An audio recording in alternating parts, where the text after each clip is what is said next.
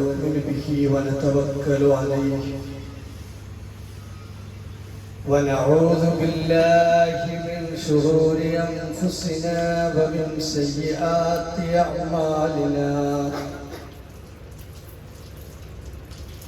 من يهده الله فلا مضل له ومن يضلله فلا هادي له ونشهد أن لا إله إلا الله ونشهد أن محمدا عبده ورسوله أرسله بالهدى ودين الحق ليظهره على الدين كله ولو كره المشركون اللهم صل على محمد وعلى آل محمد كما صليت على إبراهيم وعلى آل إبراهيم إنك حميد مجيد اللهم بارك على محمد وعلى آل محمد كما باركت على إبراهيم وعلى آل إبراهيم إنك حميد مجيد أما بعد فإن خير الكلام كلام الله وخير السنن سنن محمد صلى الله عليه وسلم وشر الأمور محدثاتها وكل محدثة بدعة وكل بدعة ضلالة وكل ضلالة في النار. يا أيها الذين آمنوا اتقوا الله حق تقاته ولا تموتن إلا وأنتم مسلمون. أعوذ بالله من الشيطان الرجيم.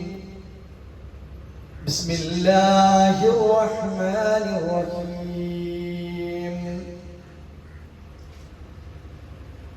إن تبدوا الصدقات فنعما هي وإن تخفوها وتؤتوها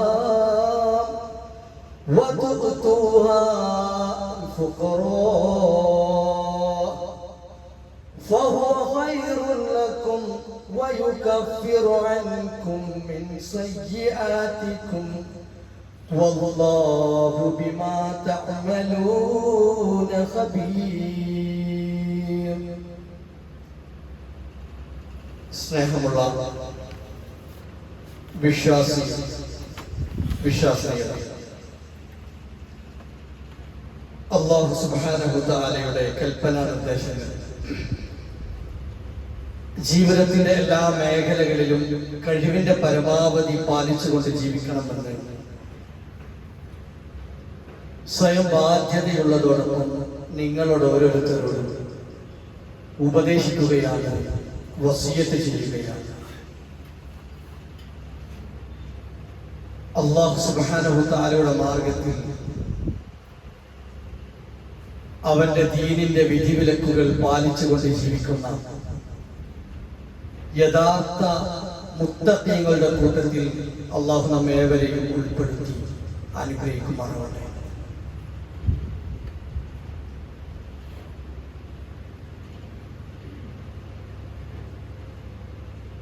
ഓരോ മനുഷ്യനും അത്യാവശ്യങ്ങൾക്ക് വേണ്ടി നമ്മുടെ സമ്പത്തിന്റെ ഒരു വിഹിതത്തിൽ നിന്നും മാറ്റിവെക്കാറുണ്ട്.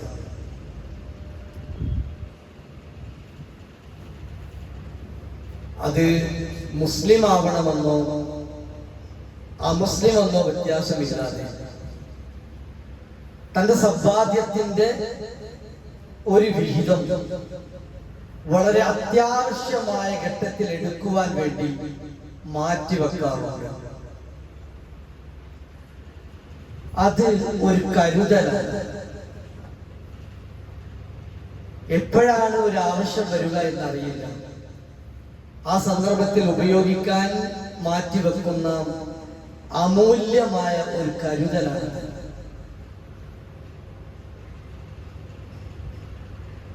ഇതുപോലെയായിരിക്കണം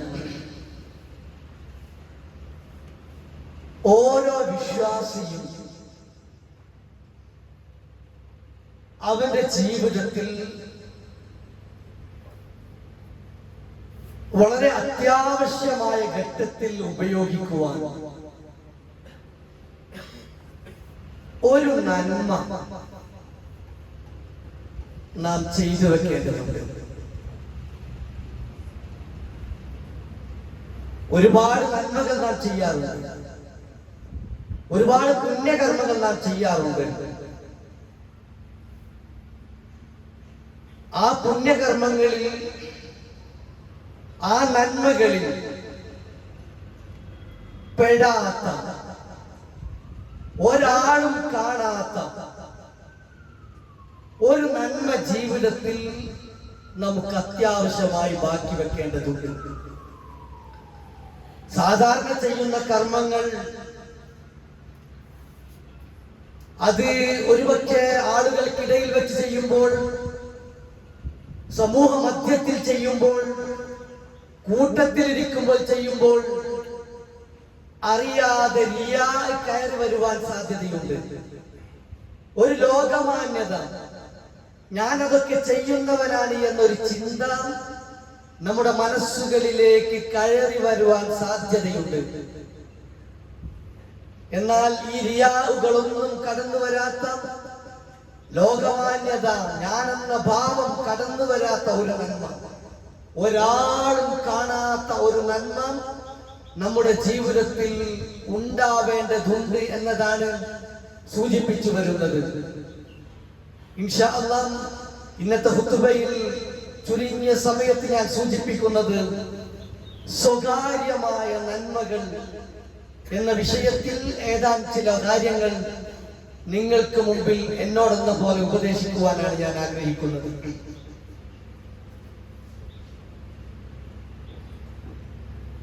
അല്ലാഹു സുബ്ഹാനഹു തആലയുടെ അടിമകളാണ് നാം ഓരോരുത്തരും. എന്റെയും നിങ്ങളുടെയും മുമ്പിലുള്ള ഒരു ഉദ്ദേശമുണ്ട്, ഒരു ലക്ഷ്യമുണ്ട്.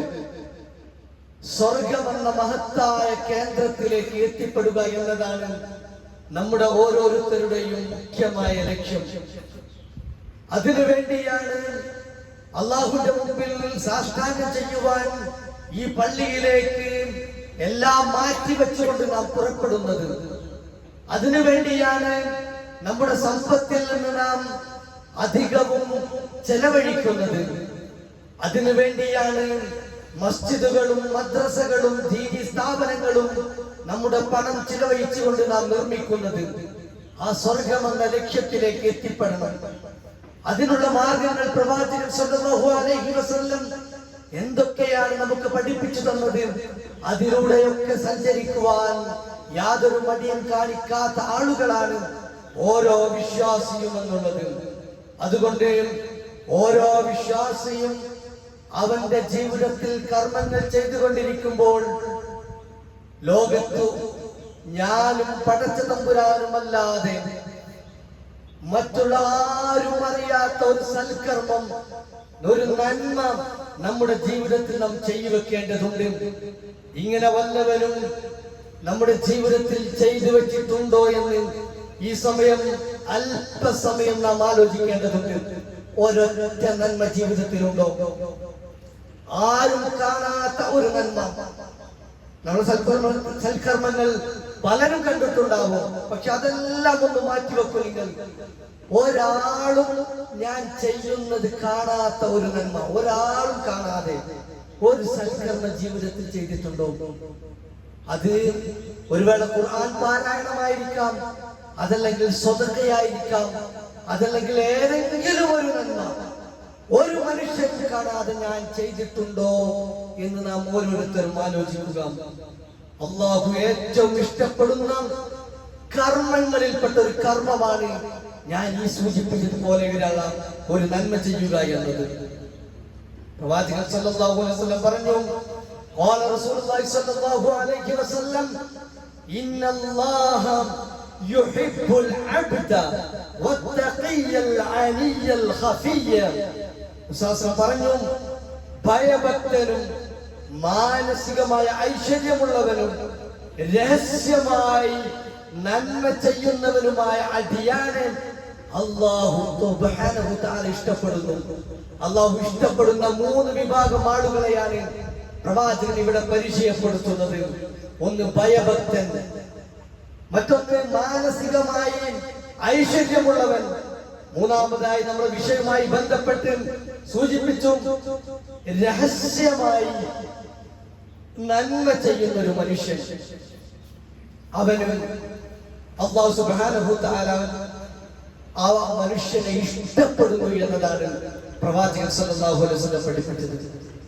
ഇങ്ങനെ രഹസ്യമായി നന്മ ചെയ്യുന്ന സഹാബാക്കളുടെ ചരിത്രം നമുക്ക് കാണുവാൻ സാധിക്കും.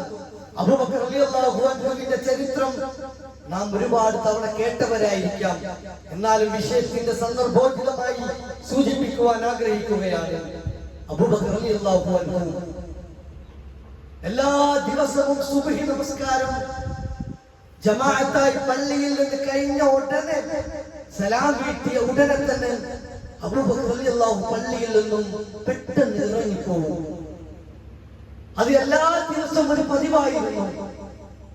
അപ്പോൾ പള്ളിയിലുണ്ടായിരുന്ന ഉമർ റളിയല്ലാഹു അൻഹുവിനെ പോലെയുള്ള സഹാബാക്കൾ അവർ ആലോചിച്ചു പോയി, എന്തിനാണ് ഈ അബൂബക്കർ സുബ്ഹി നമസ്കരിച്ച ഉടനെ തന്നെ പെട്ടെന്ന് വീട്ടിൽ നിന്നും പള്ളിയിൽ നിന്നും ഇറങ്ങിപ്പോകുന്നത്? ആ കാര്യം ഒന്ന് അറിയണമല്ലോ എന്ന് അദ്ദേഹം രഹസ്യമായി മനസ്സിലുറച്ചു. ഒരു ദിവസം അബൂബക്കർ റളിയല്ലാഹു അൻഹു പോയ പിന്നാലെ അദ്ദേഹം അറിയാതെ ഉമർ റളിയല്ലാഹു അൻഹു പിന്തുടരുകയുണ്ടായി. പിന്തുടർന്നപ്പോൾ അദ്ദേഹം കണ്ട കാഴ്ച ഒരു വീട്ടിലേക്കാണ് അബൂബക്കർ റളിയല്ലാഹു അൻഹു കയറി ചെന്നത്. വീട്ടിൽ നിന്നും അദ്ദേഹം ഇറങ്ങി പോകുന്നത് വരെ മാറി നിന്ന ഉമർ റളിയല്ലാഹു അൻഹു പിന്നീട് ആ വീട്ടിലേക്ക് കയറി ചെന്നു. എന്നിട്ട് അവിടെ കണ്ടത് ഒരു വൃദ്ധയായ, വളരെയേറെ വൃദ്ധയായ ഒരു സ്ത്രീയെ ആ വീട്ടിൽ കണ്ടു. ആ വൃദ്ധയോട് ചോദിച്ചു ഉമർ റളിയല്ലാഹു അൻഹു, എന്തിനാണ് ഇന്ന ആൾ ഈ വീട്ടിലേക്ക് എപ്പോഴും കടന്നു വരുന്നത്? അപ്പോൾ ആ സ്ത്രീ പറഞ്ഞു, ആ വൃദ്ധയായ സ്ത്രീ പറഞ്ഞു, എനിക്ക് എന്റെ വീട്ടിലെ എല്ലാ ആവശ്യങ്ങളും, വീട്ടിലെ എനിക്ക് ചെയ്യാൻ പറ്റാത്ത എല്ലാ പണികളും അദ്ദേഹം രാവിലെ വന്ന് എനിക്ക് എടുത്തു തരും. എന്റെ ആടിനെ കറക്കുന്നതും ആ മനുഷ്യനാണ്.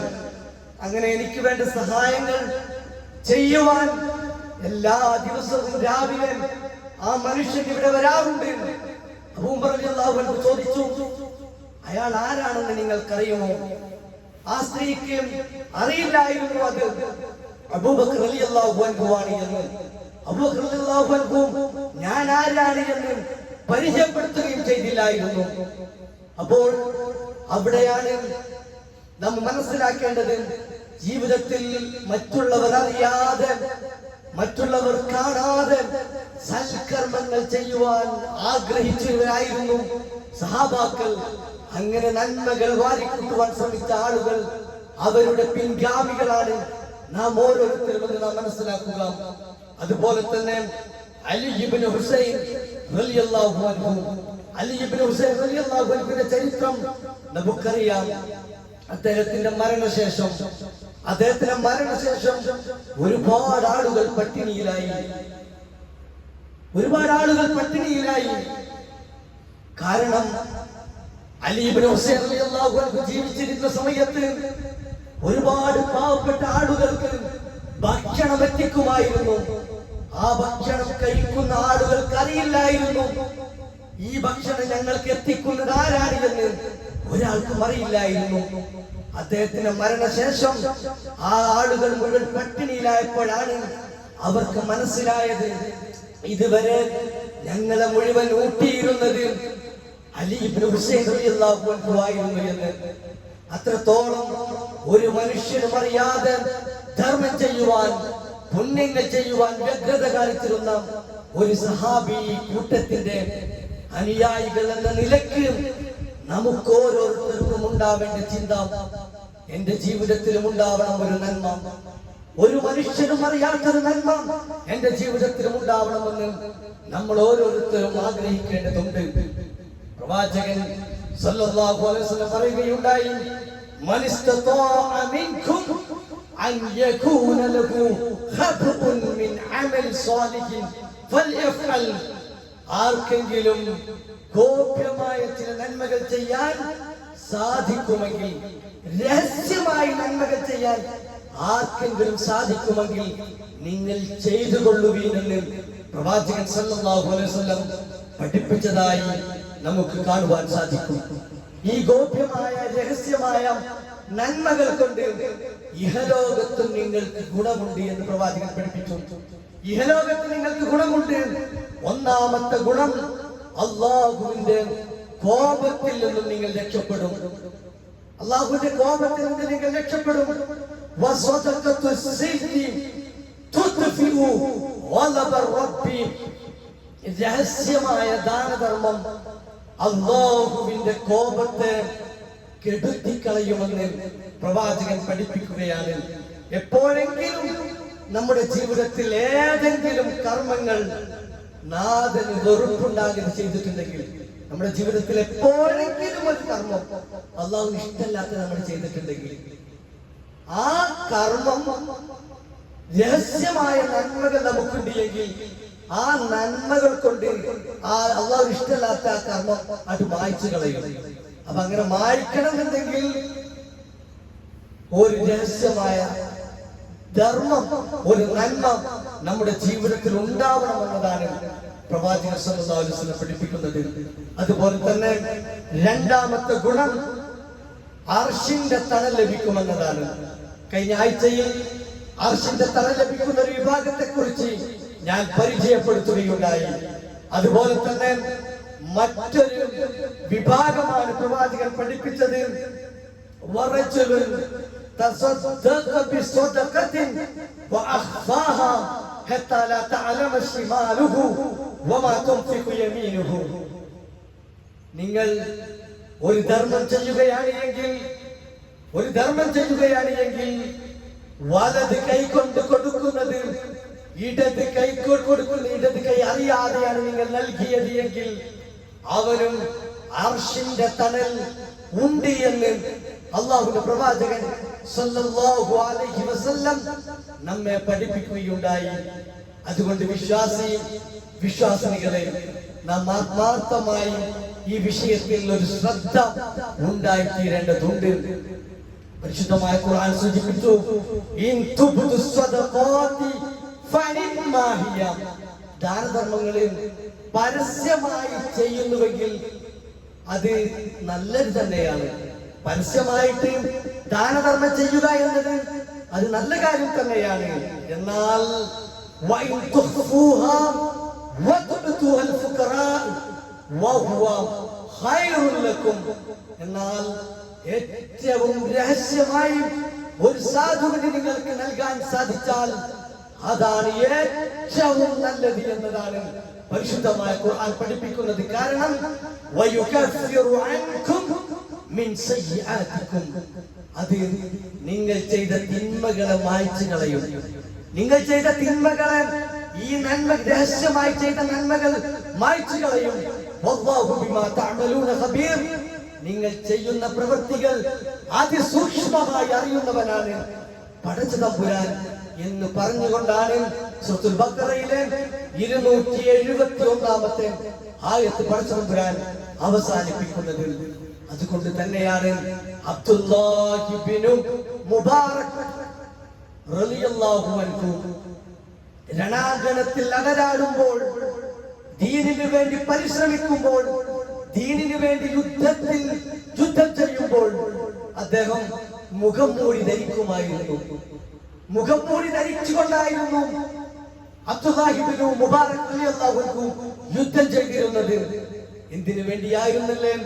തന്റെ വീര്യമായ പോരാട്ടം അത് ആളത്തിരിയാതിരിക്കാൻ ഞാനാണ് നടത്തുന്നത് എന്ന് ജനങ്ങൾ അറിയാതിരിക്കുവാൻ വേണ്ടി അദ്ദേഹം മുഖംമൂടി ധരിച്ച് യുദ്ധം ചെയ്യുമായിരുന്നു എന്ന് ചരിത്രം നമ്മെ പഠിപ്പിക്കുകയാണ്. ഇതെല്ലാം സഹാബാക്കൾ ചെയ്തത് മറ്റൊന്നിനു വേണ്ടിയായിരുന്നില്ല. തന്റെ ജീവിതത്തിൽ ഒരാളും അറിയാത്തൊരു നന്മ തനിക്ക് ബാക്കിയാക്കണമെന്നതിന് വേണ്ടിയാണ് ഈ കർമ്മങ്ങൾ മുഴുവൻ സഹാബാക്കൾ ചെയ്യുന്നത്. വേറെ എന്തുണ്ട് അതുകൊണ്ടുള്ള മെച്ചം? പ്രവാചകൻ സല്ലല്ലാഹു അലൈഹി വസല്ലം പറഞ്ഞു, ജീവിതത്തിൽ ഒരു പ്രയാസം ഉണ്ടാകുമ്പോൾ, ഒരു ദുരിതം ഉണ്ടാകുമ്പോൾ ആ നന്മ എടുത്തു വെച്ചുകൊണ്ട് നമുക്ക് പ്രാർത്ഥിക്കാൻ സാധിക്കണം.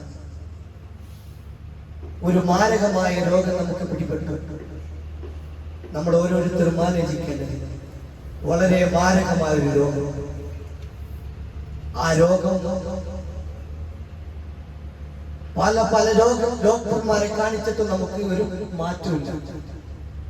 വേദന സഹിക്കാൻ നമുക്ക് സാധിക്കുന്നില്ല. നമുക്കല്ലെങ്കിൽ നമ്മുടെ മാതാവിന് അല്ലെങ്കിൽ പിതാവിന്, നമ്മുടെ കുഞ്ഞുമക്കൾക്ക് അത്യധികം വേദന സഹിച്ചുകൊണ്ട് നമ്മളെ വിളിച്ചുകൊണ്ട് കരയുന്ന ഒരു അവസ്ഥ നമ്മൾ ആലോചിച്ച് നോക്കും. ആ സമയത്ത് നമ്മുടെ കയ്യിലുള്ള പണം മുഴുവൻ ഞാൻ എന്റെ മക്കൾക്കോ എന്റെ ഉമ്മാക്കോ എന്റെ ഉപ്പാക്കോ ചെലവഴിക്കാൻ തയ്യാറാണ്.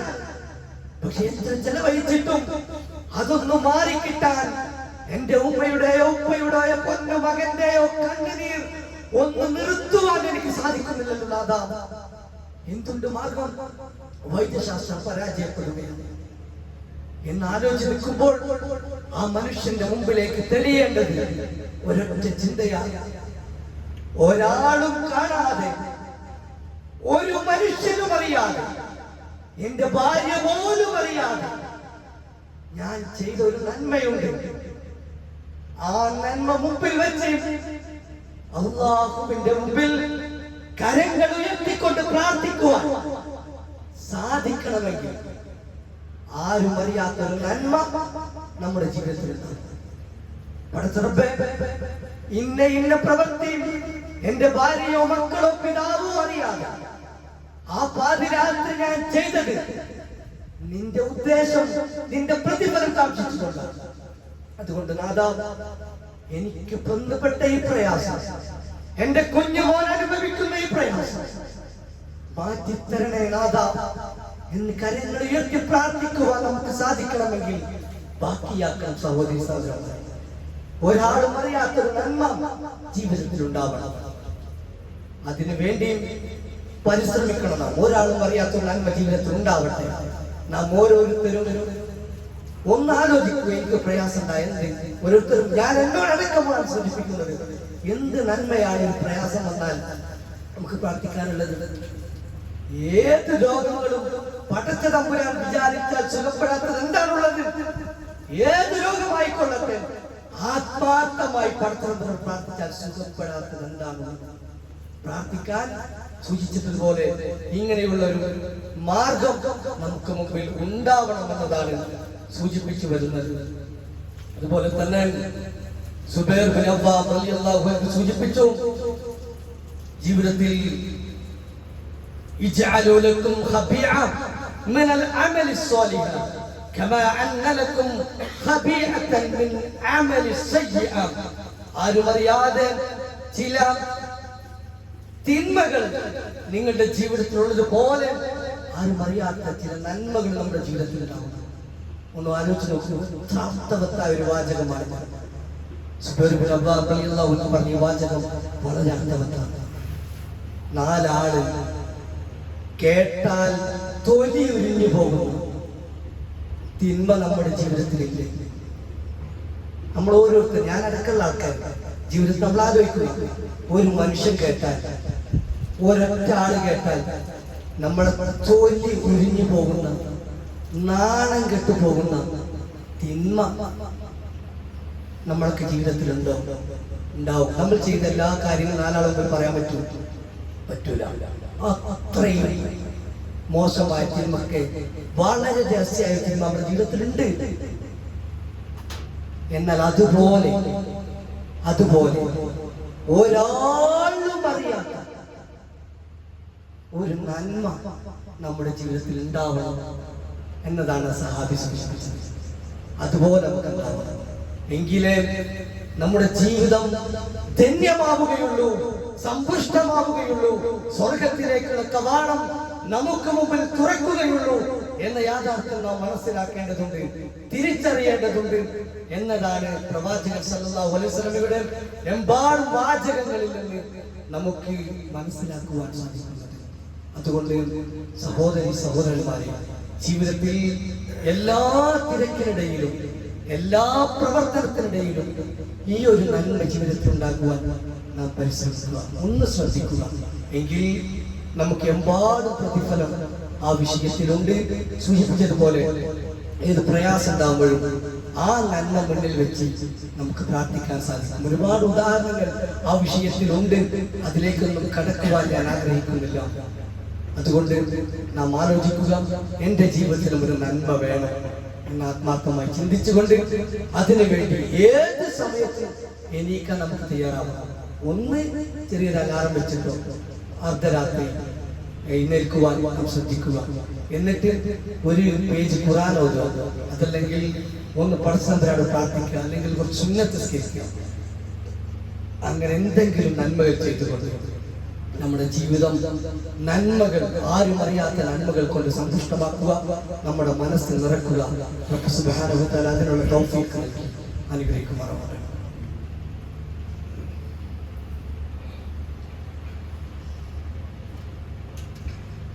അൽഹംദുലില്ലാഹ് വസ്സലാത്തു വസ്സലാമു അലാ അഷ്റഫിൽ മുർസലീൻ വഅലാ ആലിഹി വസഹ്ബിഹി അജ്മഈൻ. അമ്മാ ബഅദ്. ഒരിക്കൽ കൂടി അല്ലാഹുവിന്റെ വിധിവിലക്കുകൾ ജീവിതത്തിന്റെ എല്ലാ മേഖലയിലും പാലിച്ചുകൊണ്ട് ജീവിക്കണം ഉപദേശിക്കുകയാണ്, വസിയ്യത്ത് ചെയ്യുകയാണ്. നാം ഇതുവരെ പറഞ്ഞു വന്നത് നമ്മുടെ ജീവിതത്തിൽ നമ്മുടെ ഭാര്യമാർ പോലും അറിയാത്ത, നമ്മുടെ ഏറ്റവും അടുത്ത് നിൽക്കുന്നവർ പോലും അറിയാത്ത ഒരു സ്വകാര്യമായ നന്മ നമ്മുടെ എല്ലാവരുടെയും ജീവിതത്തിൽ ഉണ്ടാവണം എന്നതിനെ കുറിച്ചാണ് ചെറിയ സമയത്തിനുള്ളിൽ സൂചിപ്പിച്ചത്.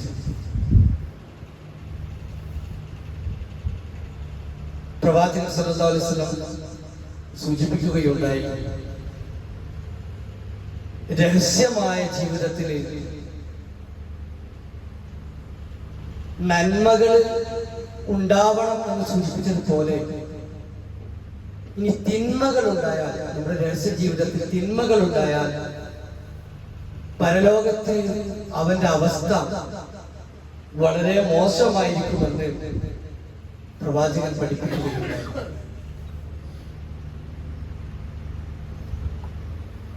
لأعلمن أقواما من أمتي يأتون يوم القيامة بحسنات أمثال جبال تهامة.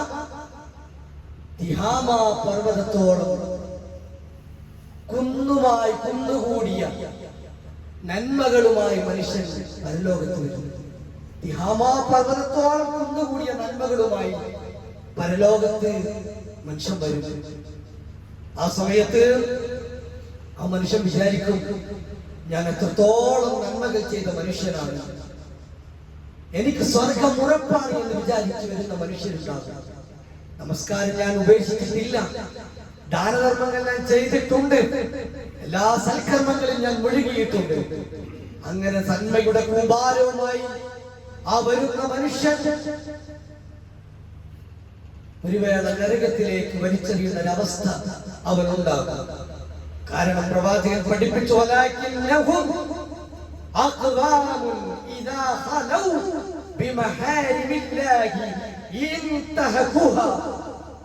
ഈ മനുഷ്യൻ എല്ലാ നന്മകളും ചെയ്തിട്ടുണ്ട് എങ്കിലും ഒറ്റയ്ക്ക് ഇരിക്കുന്ന സമയത്ത് ഹറാം ചെയ്ത മനുഷ്യനായിരിക്കും അവൻ. അതുകൊണ്ട് നന്മകൾ നന്മകൾ മുഴുവൻ ഹബാഅൻ മൻസൂറ, ധൂളികളാക്കി പറപ്പിച്ചു കളയും, അവസാനം നരകത്തിലേക്ക് വലിച്ചെറിയും. സ്വകാര്യ ജീവിതത്തിൽ തിന്മകൾ ചെയ്യുന്ന ആളുകൾ ആലോചിക്കണം. ഒറ്റയ്ക്ക് നിൽക്കുന്ന സമയത്ത്, ഒറ്റയ്ക്ക് ജീവിക്കുന്ന സമയത്ത്, ഒഴിവ് വേളയിൽ ഹറാം ചെയ്യുന്നുണ്ടോ? നമ്മുടെ കണ്ണുകൊണ്ട് ഹറാം കാണുന്നുണ്ടോ? നമ്മുടെ കാതുകൊണ്ട് ഹറാമിന്റെ വാചകങ്ങൾ കേൾക്കുന്നുണ്ടോ? നമ്മുടെ കാലുകൾ ഹറാമിന്റെ വഴിയിലേക്ക് നടക്കുന്നുണ്ടോ?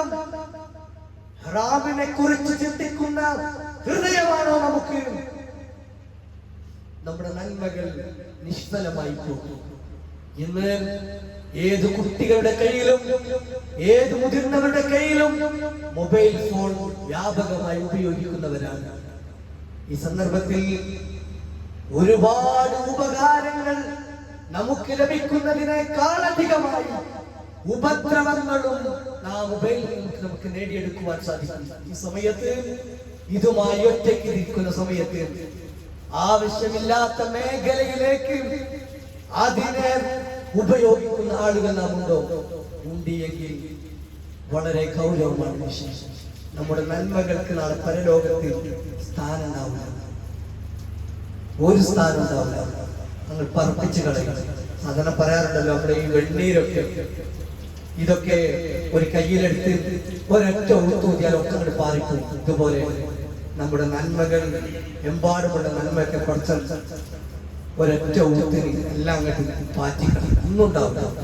ഇതുപോലെയുള്ള ഹറാം ഒറ്റയ്ക്കിരിക്കുമ്പോൾ ചെയ്താൽ, അതുകൊണ്ട് അങ്ങനെയുള്ള തിന്മകൾ ജീവിതത്തിൽ ഉണ്ട് എങ്കിൽ അത് നമ്മൾ ഒഴിവാക്കാൻ നാം ശ്രദ്ധിക്കേണ്ടതുണ്ട്. പരിശുദ്ധമായ ഖുർആൻ സൂചിപ്പിച്ചു, ഇന്നല്ലദീന യഖ്ശൗന റബ്ബഹും ബിൽ ഗൈബി ലഹും മഗ്ഫിറത്തുൻ വഅജ്റുൻ കബീർ. അല്ലാഹുവിനെ ഭയപ്പെട്ടുകൊണ്ട് ജീവിക്കുന്ന ആളുകൾ, അവർക്കാണ് പാപമോചനവും പ്രതിഫലമൊക്കെ ഉള്ളത് എന്ന പരിശുദ്ധമായ ഖുർആന്റെ വാചകം അടിവരയിട്ടുകൊണ്ട് മനസ്സിലാക്കിക്കൊണ്ട് ജീവിക്കുക. എന്റെ ജീവിതത്തിൽ രഹസ്യമായി ഞാൻ ഇനി ഒരു തിന്മയിലേക്ക് പോവുകയില്ല. ഒരുപാട് തിന്മകൾ ചെയ്യുന്നവരുണ്ടെങ്കിൽ അത് ഒറ്റടിക്കനെ നിർത്തണം. കുറച്ച് കൊണ്ടുവന്ന് നിർത്തിയേ മതിയാവും. ഇങ്ങനെ നമുക്ക് നന്മക്ക് പ്രതിഫലമുള്ളൂ എന്ന് മനസ്സിലാക്കുക. ധാരാളം നല്ല നല്ല നന്മകൾ ജീവിതത്തിൽ പകർത്തുക. അതിലേറ്റവും നല്ലത് ഒരാൾ അറിയാത്ത രഹസ്യമായ നന്മകൾ ജീവിതത്തിൽ ഉണ്ടാകുക. അതിനുവേണ്ടി പരിശ്രമിക്കുക. റബ്ബ് സുബ്ഹാനഹു വ തആല അതിനുള്ള തൗഫീഖ് അനുഗ്രഹിക്കുമാറാകട്ടെ. ജീവിതത്തിൽ ഒരുപാട് തെറ്റുകൾ വന്നു പോയിട്ടുണ്ട്. ഈ തെറ്റുകൾ മുഴുവനായിക്കൊണ്ട് ഏറ്റു പറഞ്ഞുകൊണ്ട് പടച്ചതമ്പുരാനോട് കരങ്ങളുയർത്തിക്കൊണ്ട് കണ്ണീരൊലിപ്പിച്ച് പ്രാർത്ഥിക്കുവാൻ മനസ്സ് പടച്ചതമ്പുരാൻ നമുക്ക് ഏവർക്കും നൽകി അനുഗ്രഹിക്കുമാറാകട്ടെ. ലോകത്തിന്റെ നാനാഭാഗങ്ങളിൽ വിവിധങ്ങളായ പ്രയാസങ്ങൾ അനുഭവിക്കുന്ന ഒരുപാട് ആളുകൾ, അവിടെ എല്ലാ പ്രയാസങ്ങളും പടച്ചതമ്പുരാൻ ഇല്ലാതാക്കി അവർക്കെല്ലാം സുഖം നൽകി അനുഗ്രഹിക്കുമാറാകട്ടെ. ലോകത്തിന്റെ വിവിധ ഭാഗങ്ങളിൽ മുസ്ലിം ആയതിന്റെ പേരിൽ കഷ്ടപ്പെടുന്ന ഒരുപാട് ആളുകൾ, അവിടെ എല്ലാ പ്രയാസങ്ങളും പടച്ചതമ്പുരാൻ ഇല്ലാതാക്കി അവർക്കെല്ലാം സുഖം നൽകി അനുഗ്രഹിക്കുമാറാകട്ടെ.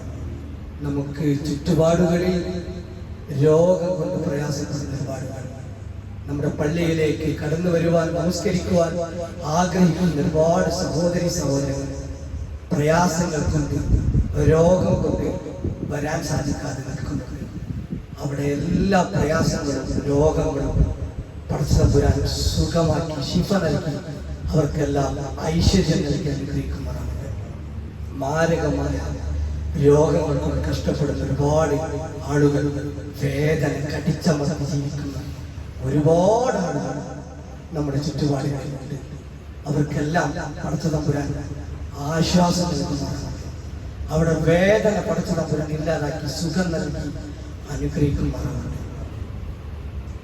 ഖബർ ശിക്ഷയിൽ നരക ശിക്ഷയിൽ അല്ലാഹു നമ്മേവരെയും കാത്തുരക്ഷിക്കുമാറാകട്ടെ. തുടങ്ങിയ ദിവസം അവന്റെ ആവശ്യന്റെ തണലിൽ പ്രവേശിക്കുന്ന ആളുകളുടെ കൂട്ടത്തിൽ അല്ലാഹു നമ്മേവരെയും ഉൾപ്പെടുത്തി അനുഗ്രഹിക്കുമാറാകട്ടെ. ഒരു കൂട്ടരെ സ്വർഗത്തിലേക്കും മറ്റൊരു കൂട്ടരെ നരകത്തിലേക്കും വേർതിരിക്കുമ്പോൾ സ്വർഗത്തിലേക്ക് വേർതിരിക്കുന്ന ആളുകളുടെ കൂട്ടത്തിൽ അല്ലാഹു നമ്മേവരെയും ഉൾപ്പെടുത്തി അനുഗ്രഹിക്കുമാറാകട്ടെ. اللهم اغفر للمؤمنين والمؤمنات والمسلمين والمسلمات والأحياء منهم والأموات إنك مجيب الدعوات يا قاضي الحاجات. اللهم أجرنا من النار، اللهم أجرنا من النار، اللهم أجرنا من النار، اللهم أجرنا وأجر والدينا من النار. ربنا آتنا في الدنيا حسنة وفي الآخرة حسنة وقنا عذاب النار. آمين آمين برحمتك.